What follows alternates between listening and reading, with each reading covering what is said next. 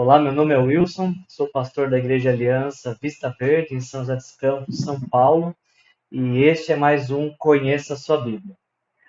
Hoje nós vamos falar do segundo livro da Bíblia, o livro de Êxodo, que no original é chamado de Shemot. Esses são os nomes. E o livro de Êxodo ele vai nos contar um pouquinho a narrativa de como que o povo de Deus chega ao Egito, a princípio como um convidado muito bem-vindo, mas com o passar dos anos acaba sendo escravizado, e como é que Deus liberta o seu povo da escravidão e começa a direcionar esse povo para uma terra própria, uma terra abençoada. Antes de eu continuar, por favor, não se esqueça de se inscrever no nosso canal, de curtir esse estudo e também enviar para algum amigo seu que você entende que gostaria de conhecer um pouquinho mais desse livro de Êxodo. Bom, o livro de Êxodo, a tradição atribui a autoria dele a Moisés, e se entendemos então e aceitamos que Moisés é o autor do livro de Êxodo, nós estamos falando de uma composição de aproximadamente 1400 anos antes de Cristo. E o que nos dá tanta segurança para afirmar que Moisés é o autor do livro de Êxodo? O primeiro texto que eu compartilho com vocês é Êxodo 24:4, onde nós lemos as seguintes palavras: Moisés então escreveu tudo o que o Senhor dissera. E a gente vai ver essa expressão, Moisés escreveu tudo o que o Senhor dissera, em outros momentos, como em Êxodo 26:30, onde lemos Deus falando com Moisés: faça o tabernáculo de acordo com o modelo que lhe foi mostrado.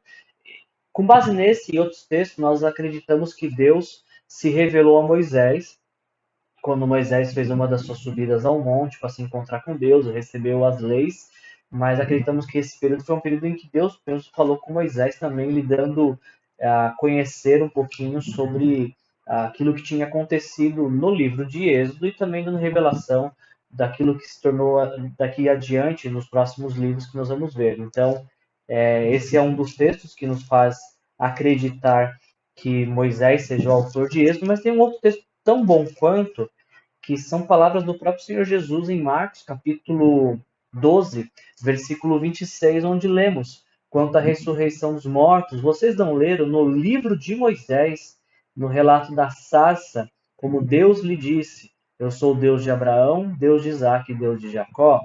Jesus chama o livro de Êxodo como o livro de Moisés, e ele relata esse evento, esse acontecimento de Êxodo 3, quando Moisés tem um encontro com Deus. Então, esses são apenas alguns textos bíblicos que nos trazem essa expectativa, esse apontamento de que Moisés é o provável escritor deste livro, do segundo livro da Bíblia, o livro de Êxodo. E é importante que quando você for ler o livro de Êxodo, você entenda o porquê ele foi escrito, por que Deus inspirou, pediu que Moisés, orientou que Moisés escrevesse o livro de Êxodo, por que esse livro está na nossa Bíblia.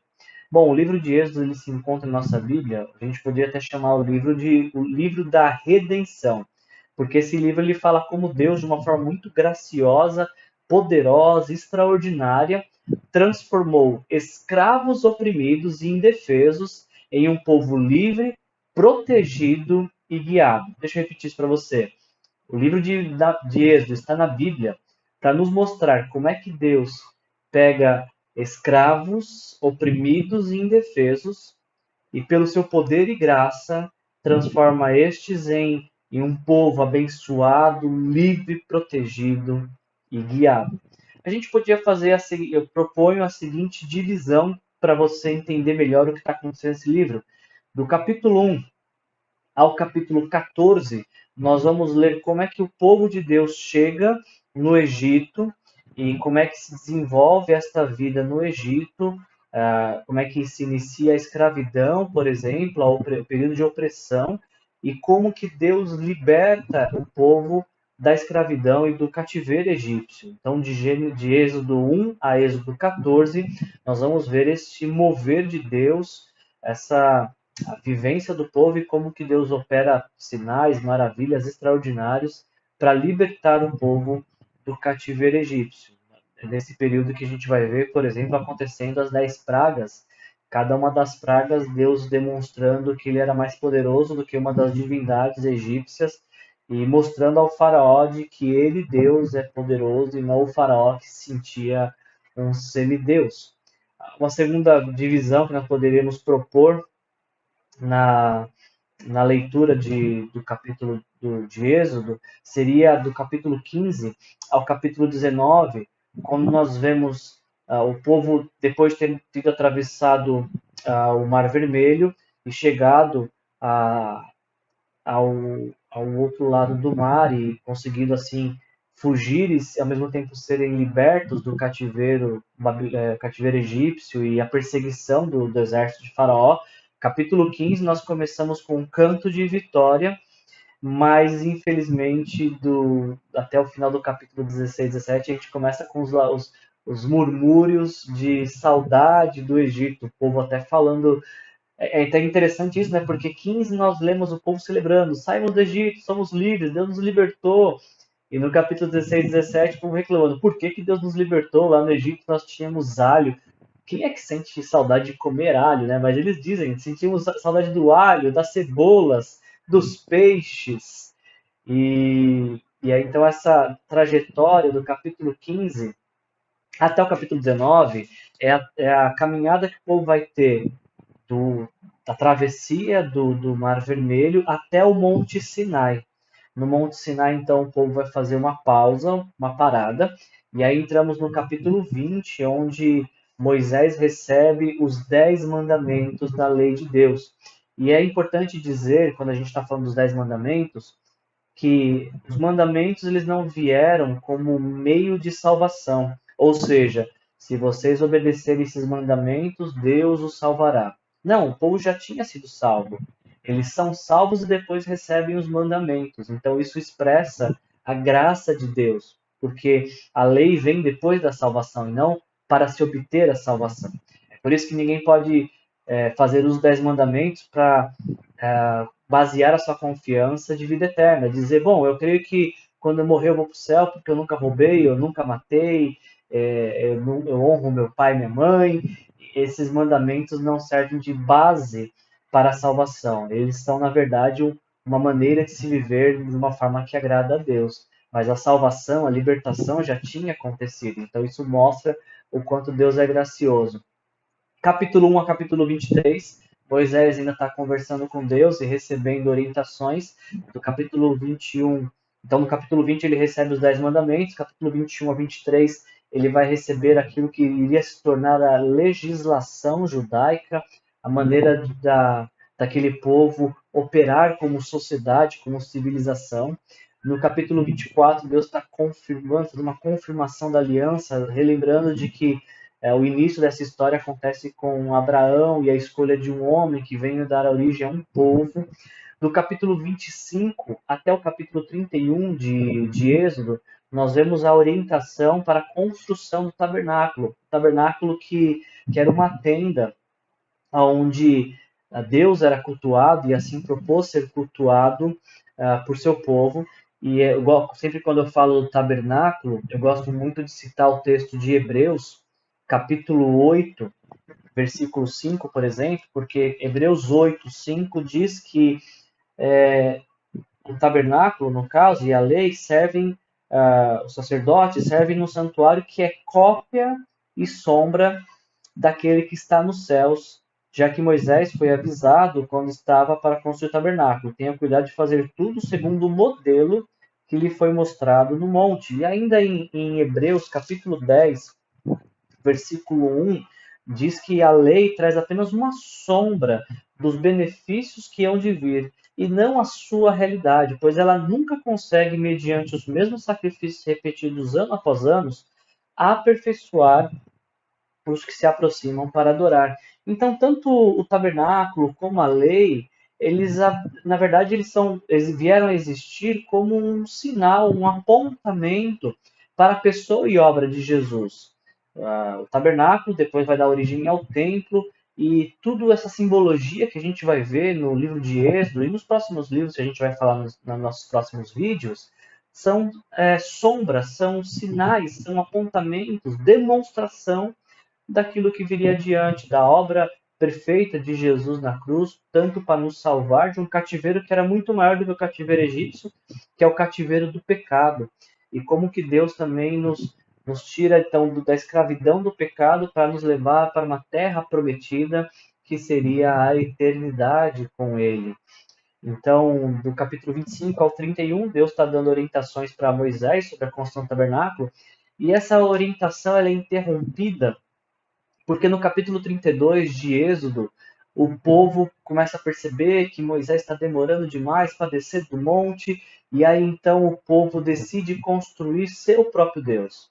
A Bíblia nos diz que Deus nos fez a sua imagem e semelhança, mas nesse momento que Moisés estava demorando no monte, eles ficaram indecisos se Moisés voltaria ou não para liberá-los, o povo decidiu fazer uma divindade à sua própria imagem e semelhança, construir um bezerro, o bezerro que era sempre um símbolo de força e poder, e eles fizeram daquele objeto seu foco de culto e de adoração e de idolatria. E aí então em Êxodo 32, a conversa com Deus, a orientação entre Deus e Moisés é interrompida por este pecado, por esse desvio de rota tão curto, tão cedo na trajetória deste povo que tinha acabado de sair da escravidão do Egito. E aí então Moisés desce do monte, acaba destruindo as pedras dos 10 mandamentos e acaba trazendo uma repreensão, uma correção para aquele povo que estava se rebelando, tinham se rebelado e cometido um ato tão horrendo de abandonar tão facilmente, de uma forma tão rápida, o Deus que os havia libertado do Egito, da escravidão do Egito. Uma coisa que chama muito nossa atenção é que nesse processo de, de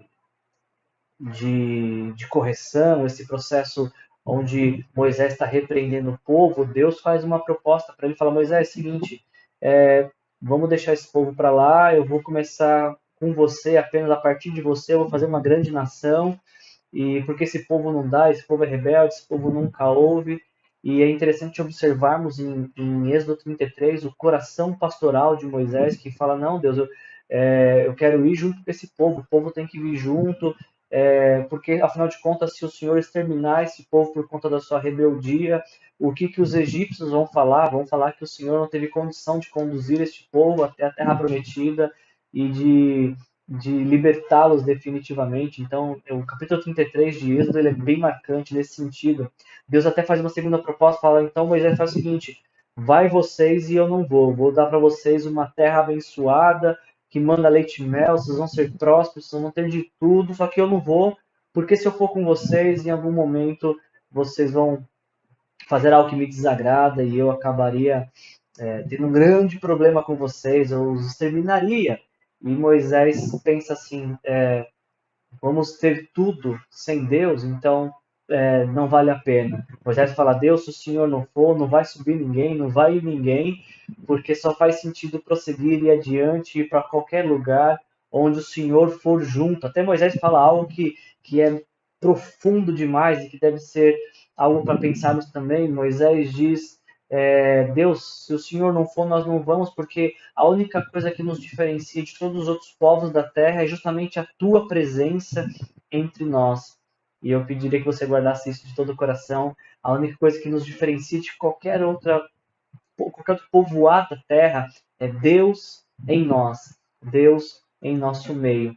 E aí então, passado esse período de rebeldia, de Êxodo 32 e 33, e a correção deste pecado, em Êxodo 34 nós temos a renovação da aliança que havia sido ali maculada por conta deste pecado, a renovação desse voto, e por fim, do capítulo 35 ao 40, nós temos as instruções finais para a construção do tabernáculo. Tudo isso acontecendo no Monte Sinai, aos pés do Monte Sinai, onde Deus está falando com o povo logo depois de terem saído do Egito. Bom, dito tudo isso, quando você for ler o livro de Êxodo, eu penso que nós temos alguns desafios e ao término da sua leitura de Êxodo, eu queria que você considerasse algumas coisas. A primeira delas é que, mais uma vez, em meio ao caos, nós podemos compreender que os planos de Deus jamais são interrompidos. Deus tinha um plano com um povo que foi escravizado, mas o plano de Deus ainda de ter este povo e deste povo ser uma bênção para todas as nações da terra, todas as famílias da terra, não tinha sido interrompido.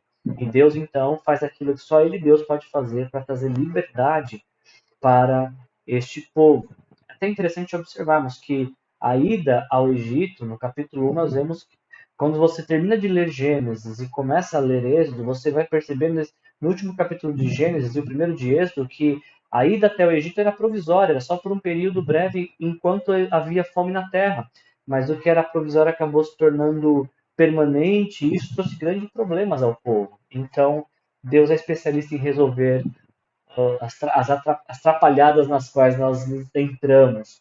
Outro desafio muito interessante quando lemos o livro de Êxodo é que Deus não nos chama apenas para conhecer a sua salvação. Ele deseja que sejamos também proclamadores desta salvação que chegou até nós. E especificamente quando você lê Êxodo, de capítulo 3, versículo 1 a 10, você vai ver o chamado de Deus para Moisés, e Deus fala: Moisés, eu tenho ouvido o clamor de vocês por libertação, eu sei do que vocês estão passando e eu vou libertá-los. Portanto, agora vai e proclame a libertação. A mesma coisa acontece com cada pessoa que um dia ouviu falar sobre o sacrifício de Jesus na cruz e que se arrependeu de seus pecados e entregou a vida para Jesus. Tais pessoas não são apenas chamadas para conhecer e desfrutar da salvação de Jesus, mas também para proclamá-la, para levar essa salvação a outras pessoas.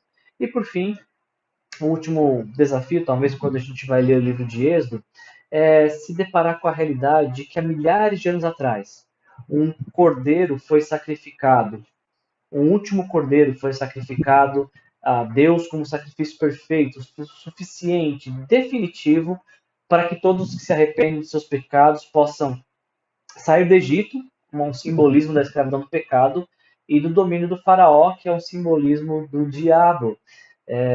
A Bíblia nos aponta Jesus como o Cordeiro de Deus que tira o pecado do mundo. O livro de Êxodo vai começar a falar do sacrifício do Cordeiro, que era um substituto para a culpa do pecador, e o Novo Testamento nos aponta Jesus como o Cordeiro de Deus, o sacrifício perfeito que conferiu a mim e a todo aquele que se arrepende dos pecados, o perdão dos pecados, a reconciliação com Deus e a esperança de vida eterna. Eu espero que você tenha gostado desse vídeo. Se você gostou, por favor, curta esse vídeo, se inscreva no nosso canal e compartilhe esse vídeo com alguém. Vamos ajudar mais pessoas a descobrirem que, conhecendo sua Bíblia, elas podem ter uma vida transformada pelo poder do Espírito Santo. Grande abraço a todos e eu vejo você no nosso próximo vídeo de Conheça Sua Bíblia. Deus te abençoe.